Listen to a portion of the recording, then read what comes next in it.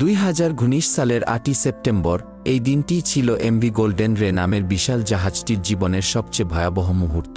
প্রায় 4200 বিলাসবহুল গাড়ি নিয়ে এটি যুক্তরাষ্ট্রের জর্জিয়ার ব্রান্সউইক বন্দর থেকে যাত্রা শুরু করে। কিন্তু গন্তব্যে পৌঁছানোর আগেই ঘটে যায় এক অপ্রত্যাশিত দুর্ঘটনা। রওনা দেওয়ার কিছুক্ষণের মধ্যেই জাহাজটির ট্যাঙ্ক থেকে তেল লিক হতে থাকে, যা দ্রুত পুরো উপকূলে ছড়িয়ে পড়ে। তারপর হঠাৎই ভারসাম্য হারিয়ে বিশাল এই কার্গো জাহাজটি সেন্ট সাইমন্স দ্বীপের উপকূলে কাত হয়ে পড়ে। যদিও সেটি পুরোপুরি ডুবে যায়নি, তবুও অগভীর জলে একপাশে হেলে থেকে যায় দীর্ঘ সময় ধরে। আজকের আলোচনায় আমরা জানব প্রায় ৩৮,৬০০ টন পণ্যবাহী এই জাহাজটি কিভাবে তার ভারসাম্য হারালো, কি ঘটেছিল সেই রাতে, এবং কিভাবে ১২০ কোটি টাকার বিলাসবহুল গাড়িগুলো মুহূর্তের মধ্যে পরিণত হয়েছিল শিশুদের খেলনা গাড়িতে, কিভাবে তাদের উদ্ধার করা হয়েছিল। তাই যারা নতুন যুক্ত হয়েছেন তারা অবশ্যই সাবস্ক্রাইব করে নিন এবং বেল আইকনের অল অপশন সিলেক্ট করে রাখুন, যাতে পরের রহস্যজনক ভিডিও মিস না করেন।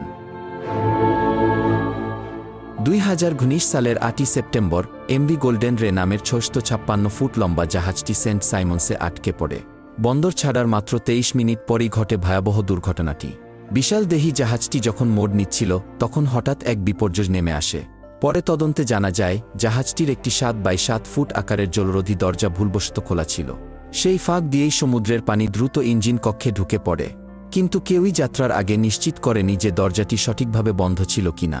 ফলে অল্প সময়েই পানি ঢুকে পড়ে বৈদ্যুতিক panel, engine, steering gear room ও প্রপালশন সিস্টেমে। জরুরি জল নিষ্কাশন পাম্প চালু করা হলেও তা ব্যর্থ হয়, আর পানি ক্রমেই বাড়তে থাকে। কিছুক্ষণের মধ্যেই জাহাজটি একদম 90 ডিগ্রি কোণে হেলে গিয়ে সমুদ্রের অগভীর তীরে স্থায়ীভাবে আটকে পড়ে, যা আর কখনো ভেসে ওঠেনি। দুর্ঘটনার পরপরই জরুরি ঘোষণা জারি হয়। উদ্ধার দল ছুটে আসে যাতে আরও বড় বিপর্যয় না ঘটে। জাহাজটি যেন কোনোভাবেই সেখান থেকে সরতে না পারে বা চ্যানেলের গভীরে তলিয়ে না যায়, সেই কারণে কোস্টগার্ড দ্রুত পদক্ষেপ নেয়। তারা মুহূর্তের মধ্যেই জাহাজের সব ক্রু সদস্যকে সরিয়ে নেয়, কিন্তু একটি জলরোধী দরজা খোলা থাকায় 4 জন ক্রু সদস্য ইঞ্জিন রুমে আটকা পড়ে যায়। সৌভাগ্যবশত টানা 30 ঘণ্টার দীর্ঘ উদ্ধার অভিযানের পর ওই 4 জন সহ সকল ক্রু সদস্যকে জীবিত উদ্ধার করা সম্ভব হয়। এরপর থেকেই জাহাজটি নিয়ে শুরু হয় নানা আলোচনা ও জল্পনা। প্রশ্ন ওঠে, আসলে কিভাবে এমন একটি বিশাল জাহাজ ডুবে যেতে পারে? ন্যাশনাল ট্রান্সপোর্টেশন সেফটি বোর্ড, সংক্ষেপে এনটিএসবি, পরে একটি 57 পৃষ্ঠার বিস্তারিত প্রতিবেদন প্রকাশ করে। সেখানে উল্লেখ করা হয় জাহাজটি ডোবার মূল কারণ ছিল মানবিক ভুল, বিশেষ করে জাহাজের প্রধান কর্মকর্তার ত্রুটি।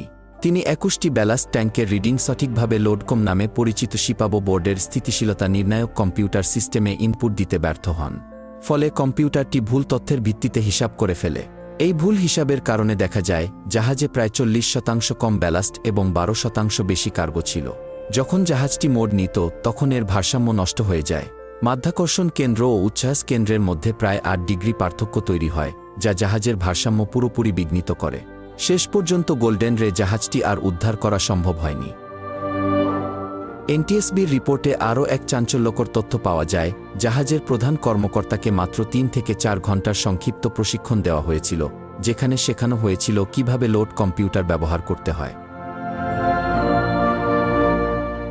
ঘটনার দিন গোল্ডেন রে বহন করছিল প্রায় 4200 শতাধিক গাড়ি, যার মধ্যে ছিল শেভরোলেট, কিয়া, হুন্ডাই, মার্সিডিজ সহ নানা ব্র্যান্ডের দামি গাড়ি। এগুলোর মোট মূল্য ছিল আনুমানিক 120 কোটি টাকার কাছাকাছি, আর জাহাজটির নিজস্ব মূল্য ছিল প্রায় 52 কোটি টাকা। তাই এই দুর্ঘটনার ক্ষতি ছিল সত্যিই বিশাল। তবে অর্থনৈতিক ক্ষতির পাশাপাশি ছিল আরও এক ভয়ঙ্কর দিক, হল পরিবেশ দূষণের আশঙ্কা। ডুবে যাওয়া জাহাজটিতে ছিল প্রায় 24টি পূর্ণ তেলের ট্যাঙ্ক, যার কিছু ফেটে গিয়ে সমুদ্রে তেল ছড়িয়ে পড়ে। অনুমান করা হয় গোল্ডেন রে এর ভেতরে প্রায় 3 লক্ষ গ্যালন জ্বালানি তেল ছিল। 2020 সালের অক্টোবরের শেষ নাগাদ উদ্ধারকারীরা এর মধ্যে প্রায় 2.5 লক্ষ গ্যালন জ্বালানি উদ্ধার করতে সক্ষম হয়। এছাড়াও যে যানবাহনগুলো পরিবহন করা হচ্ছিল তাদের ভেতরে পেট্রোল, ডিজেল এবং অ্যান্টিফ্রিজের মতো দাহ্য পদার্থ ছিল। দুর্ঘটনার পর এসব তরল উপকূলের জলাভূমিতে ছড়িয়ে পড়ে। যদিও ক্রুরা যতটা সম্ভব জ্বালানি অপসারণের চেষ্টা করেছিলেন, তবুও কিছু তেল সমুদ্রের পানিতে ছড়িয়ে যায়। সেই তেল থেকেই আগুন ধরে যায় জাহাজে, যা পরবর্তীতে চারপাশের বিশাল সমুদ্র এলাকায় ভয়াবহ দূষণ সৃষ্টি করে। এরপর দক্ষিণ কোরিয়ার জাহাজ কর্তৃপক্ষ সিদ্ধান্ত নেয় যে জাহাজটিকে অক্ষত অবস্থায় মেরামত বা আবার ভাসানো সম্ভব নয়, তাই একে যেভাবেই হোক অপসারণ করতেই হবে। কিন্তু সমস্যা হলো, এত বড় জাহাজ সরানো যাবে কিভাবে? এ নিয়েই শুরু হয় দীর্ঘ চিন্তাভাবনা। অবশেষে সিদ্ধান্ত হয় যুক্তরাষ্ট্রে নির্মিত বিশ্বের সবচেয়ে বড় লিফট জাহাজ ভিভিদেশ-1000 ব্যবহার করা হবে। এই জাহাজটির আকার গোল্ডেন রের চেয়েও অনেক বিশাল। ভিভিদেশ-1000 ছিল এক বিশাল ভারবাহী টুইন গ্যান্ট্রি ক্যাটামারান, যা দুটি বড় বার্জের উপর ট্রাসফ্রেম কাঠামো নিয়ে তৈরি। প্রথমে পরিকল্পনা ছিল এই শক্তিশালী ক্রেনের সাহায্যে উল্টে যাওয়া জাহাজটিকে পুরোপুরি তুলে অন্য স্থানে সরানো হবে, কিন্তু পরবর্তীতে কৌশল পাল্টে সিদ্ধান্ত হয় জাহাজটিকে এক বিশাল চেইন দিয়ে 8টি অংশে কেটে ফেলা হবে, তারপর একে একে সেই অংশগুলো সরানো হবে। এজন্য মোট 16টি ধাতব উত্তোলন লক বা হুক প্রতিটি অংশে ঝালাই করে লাগানো হয়, যাতে তুলতে সুবিধা হয়।